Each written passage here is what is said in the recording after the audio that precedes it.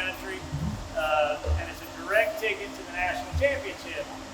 Jet and Easton went down. They finished 27th out of 46 boats.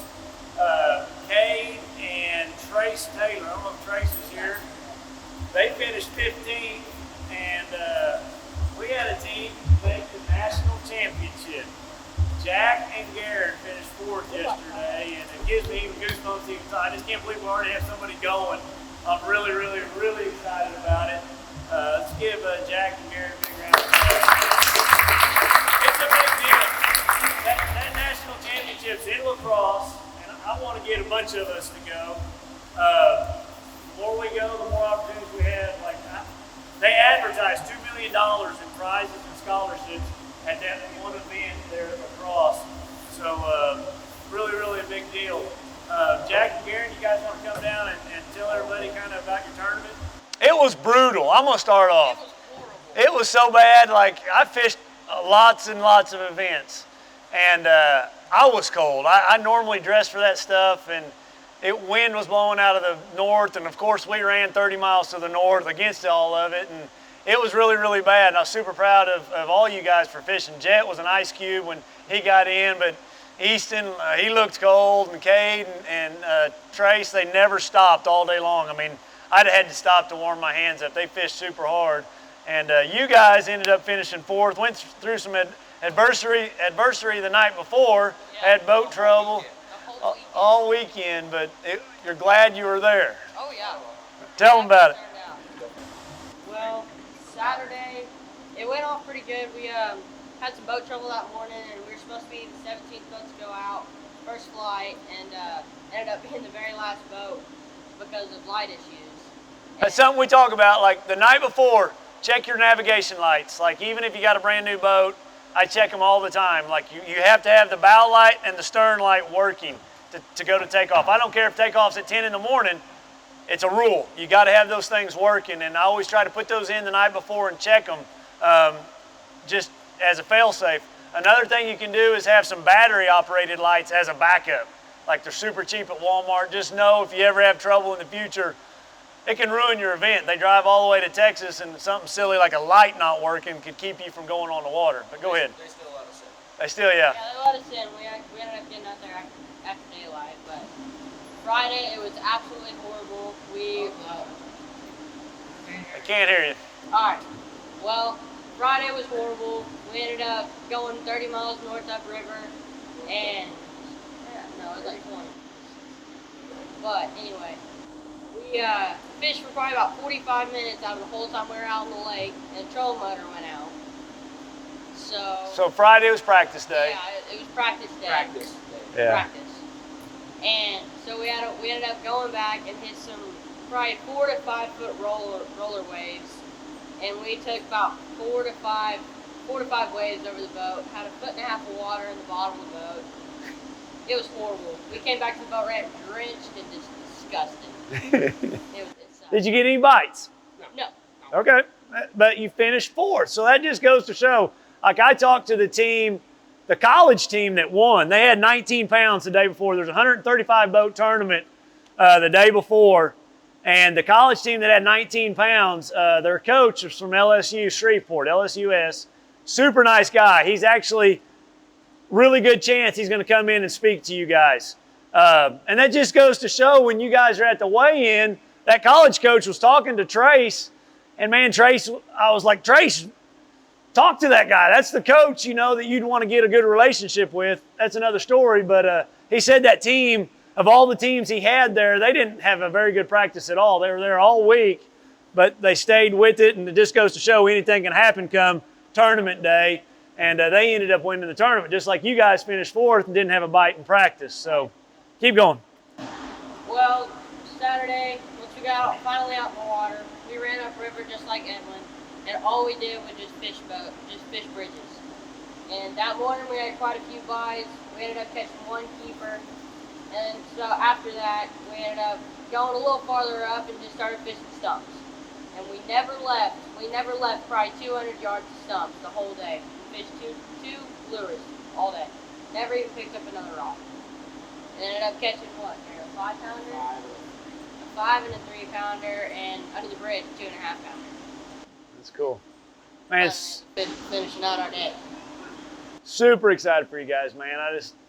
That's a big deal. I'm super excited. That's a big opportunity. You guys are super young, and our goal is to get as many of you guys to go to that tournament as possible. I'd like to go up there and rent a house, all of us stay together, and have a great week up there at that event, because it's a televised national event, and that's our goal for all of us to try to make it to that if we can. So, man, good job, guys. Really appreciate it a bunch.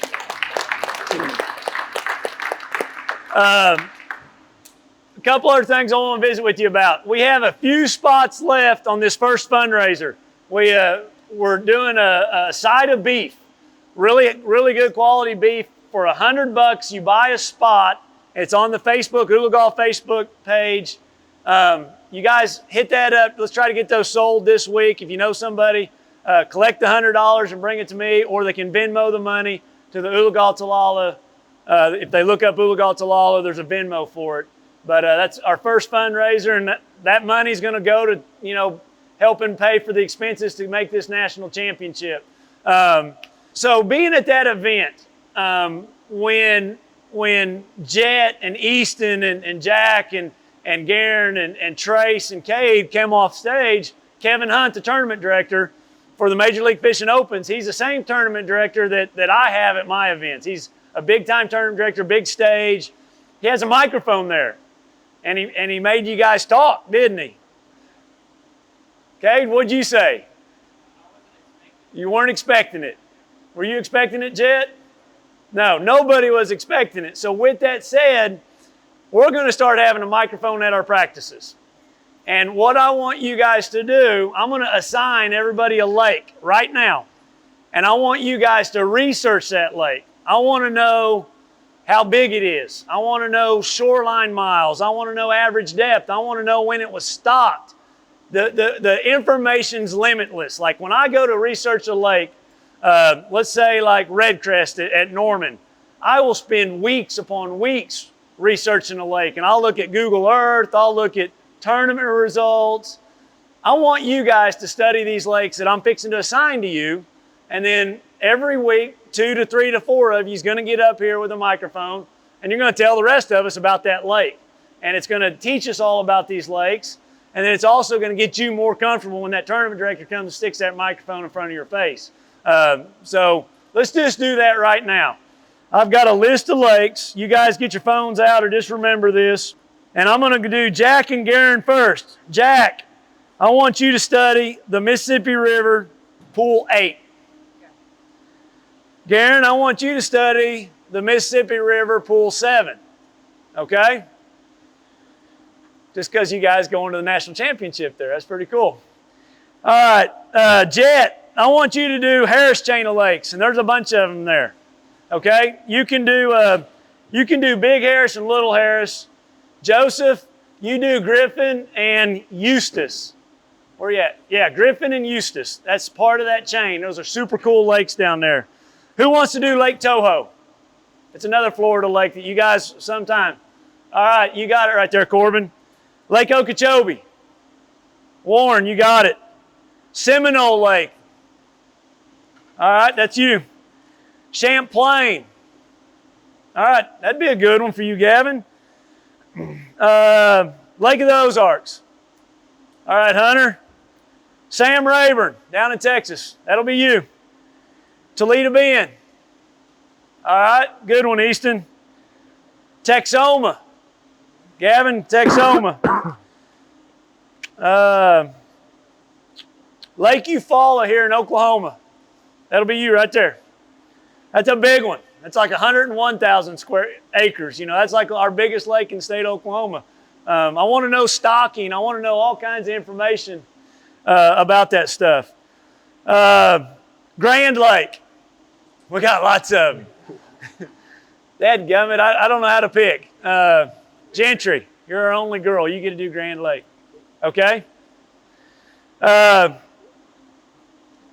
Skytook. Right there, Mikey. Keystone. You got it, Keystone. Table Rock. You got it. You guys write down your lakes so you don't forget. Beaver. Grady, you got beaver. Bull Shoals. Man, that's the coolest lake of all of them, guys. Bull Shoals. It's in northern Arkansas, and it is full of fish. All right, you got it, buddy. Hartwell in South Carolina. That'll be a lake you guys will experience in college. You've probably been there. You got it. Lake Murray, South Carolina. It's yours. You guys are going to find out something different about those two lakes. I want to see if you figure out what's different, because those lakes are completely different from everything we have here in Oklahoma. Kentucky Lake. You got it. Pickwick. Somebody wants Pickwick. It's yours. Gunnersville. You got it. Wheeler. Who's left? All right, here's the list. You guys pick it. Wheeler, Chickamauga, St. Clair. We got Clear Lake in California, the Delta, Lake Havasu, Lake Powell, Lake Mead, Oneida, Cayuga, Lake Oahe. Here's some Oklahoma lakes. Hudson, Fort Gibson, Broken Bow, and Oologah. What do you want? Fort Gibson. You got Fort Gibson. Clear Lake. Clear Lake, California. St. Clair. Yes, sir. Oologah Lake, all right. Yes, sir. Mate, what is it? Hudson, all right. Who doesn't have one? How about a lake? I got one for you. Do a Mille Lacs for me. You've got a little experience up in that area. Does that sound good? Okay. You want Cayuga? Good one. Everybody got one? My son. Which one?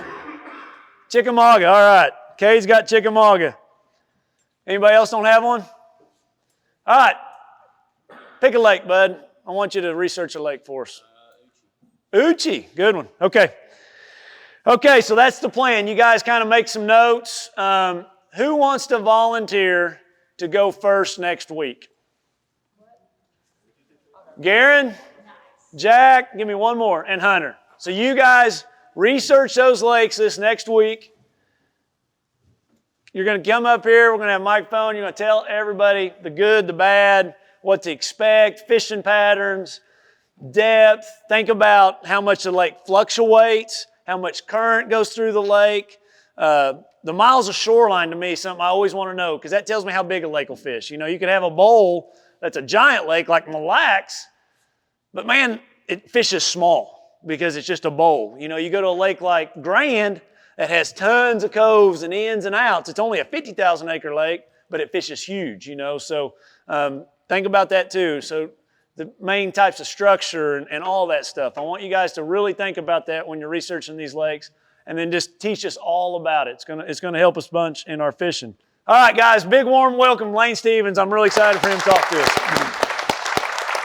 We've got, I think I've got 48 rod and reels that Abu Garcia graciously is just giving you guys.